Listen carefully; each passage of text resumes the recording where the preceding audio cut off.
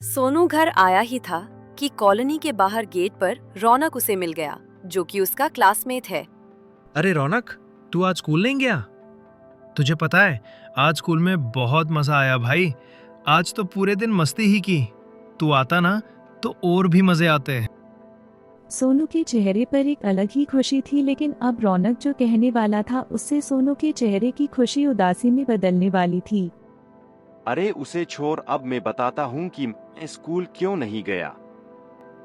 तुझे पता है आज पूरे दिन पापा के साथ ही था। पापा मुझे आज शहर के चारों कोनों से घुमाकर लाए, मुझे अलग अलग चीजें खिलाई, पिज्जा, बर्गर, आहा हा, मजा ही आ गया। इसमें कौन सी बड़ी बात है? मेरे पापा तो हर संडे मुझे घुमाने ले जाते हैं। और एक चीज तो रह ही गई, देख पापा ने मुझे क्या दिलाया, नया फोन। रौनक का नया फोन देख सोनू का चेहरा थोड़ा फीका पड़ चुका था। घर जाने के बाद उसने अपना बस्ता सोफे पर फेंक कर सीधा अपने कमरे में चला गया। शाम होने के बाद उसकी माँ श्वेता ने सोनू को खाने के लिए आवाज लगाई। सोनू, आजा बेटे, खाना खा ले। सोनू कोई जवाब नहीं देता है। अरे बेटा, खाना ठंडा हो जाएगा। तू आता है या मुझे ही आना पड़ेगा? काफी देर तक आवाज लगने के बाद भी सोनू नहीं आता है तो श्वेता सोनू के कमरे में जाती है। तुझे सुनाई नहीं देता? मैं कब से तुझे खाने के लिए पुकार रही हूँ। आजा, खाना ठंडा हो रहा है। सोनू कोई जवाब नहीं देता है। क्या हुआ बेटा? किसी ने कुछ कहा क्या? किसी से झगड़ा वगड़ा तो नहीं करके आया ना? नहीं मम्मा, ऐसी कोई बात नहीं है। तो फिर ऐसे मुंह लटकाए क्यों खड़ा है? नहीं मम्मी, आपको पता है आज रौनक स्कूल नहीं गया और उसके पापा उसे घुमाने ले गए थे। इसमें कौन सी बड़ी बात है? तेरे पापा तुझे भी तो ले जाते हैं घुमाने। आपको पता है क्लास में सभी के पास फोन है, बस रौनक के पास ही नहीं था, उसे भी आज मिल गया। मम्मी, मेरे को भी फोन चाहिए। आप पापा से बात करो ना, मुझे भी फोन दिलाओ। तुझे तो पता ही है, घर खरीदे अभी कुछ महीने ही हुए हैं। घर का लोन भी देना पड़ता है, तेरे स्कूल की फीस भी देनी पड़ती है, घर का खर्चा भी मुश्किल से चलता है। इस साल बस तू मन लगाकर पढ़ाई कर ले, अगली साल पक्का तुझे नया फोन दिला देंगे। नहीं, मुझे इसी साल ही फोन चाहिए, वरना मैं खाना नहीं खाऊंगा। नहीं खाना है तो मत खा, वो तेरी मर्जी है, लेकिन फोन तो नहीं मिलेगा। श्वेता को थोड़ा गुस्सा आ जाता है और वो सोनू को डांट कर वहाँ से चली जाती है। थोड़ी देर बाद सोनू के पापा रमेश ऑफिस से घर आ जाते हैं। श्वेता सारा माजरा रमेश को बता देती है। रमेश सोनू से बात करने के लिए उसके कमरे में जाता है। क्या हुआ मेरे शेर पुत्र को? ऐसे नाराज नहीं होते छोटी छोटी बातों पर। पापा, मेरे सारे दोस्तों के पास फोन है, बस मेरे पास ही नहीं है। मुझे भी फोन चाहिए बस। फोन की ही तो बात है, कोई नहीं, ले लियो अगली साल। अभी आजा, खाना खा ले। नहीं, मुझे इसी साल ही फोन चाहिए, वरना मैं खाना नहीं खाऊंगा। तुझे तो पता ही है अभी काम भी इतने अच्छे नहीं चल रहे। घर भी खरीदा है, गाड़ी भी खरीदी है। इस साल नहीं बेटा, अगली साल ले लेना। नहीं, मुझे इसी साल ही फोन चाहिए। जब आपको पता था कि घर मुश्किल से चल रहा है तो आपने नई गाड़ी क्यों ही खरीदी? बाद में खरीद लेते। सोनू की ऐसी बात सुनकर रमेश को गुस्सा आ जाता है।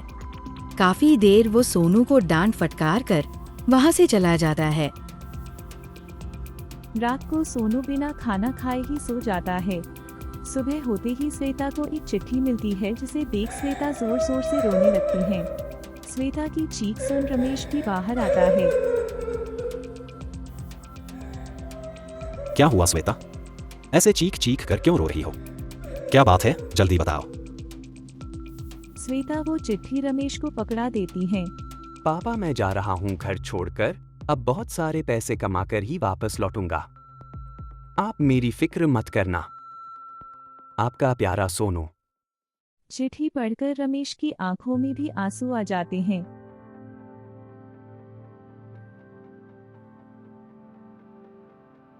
इधर सोनू अब मुंबई पहुंच चुका था।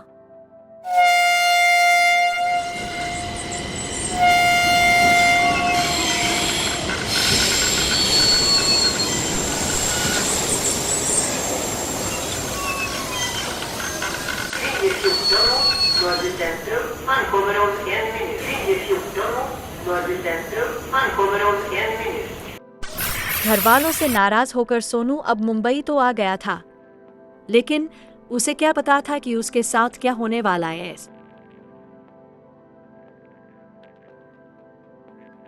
बहुत भूख लग गई है यार, कुछ खाना ही पड़ेगा, रात को भी कुछ नहीं खाया था।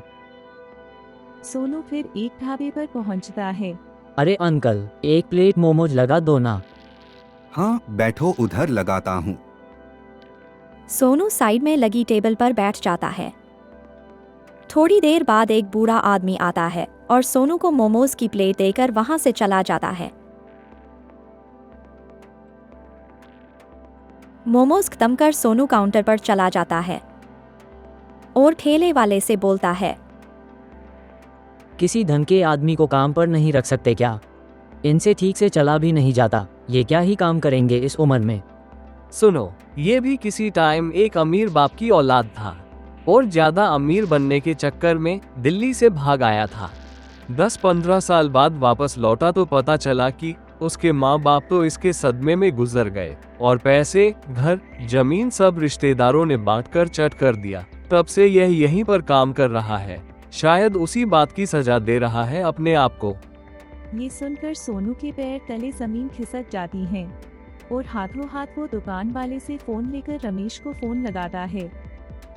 पापा, मैं सोनू बोल रहा हूँ। मेरे से बहुत बड़ी गलती हो गई पापा। तू ठीक तो है ना बेटा?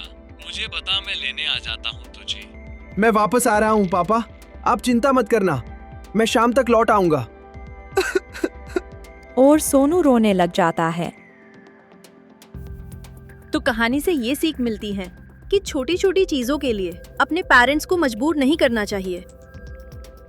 जो भी मेरे इस चैनल को सब्सक्राइब करेगा उसका नाम अगले वीडियो में लिया जाएगा और उसके लिए अगले वीडियो में कुछ सरप्राइज भी है। तो सब्सक्राइब करना ना भूलें। हम आपके लिए ऐसी ही मजेदार कहानियां लेकर आते रहेंगे।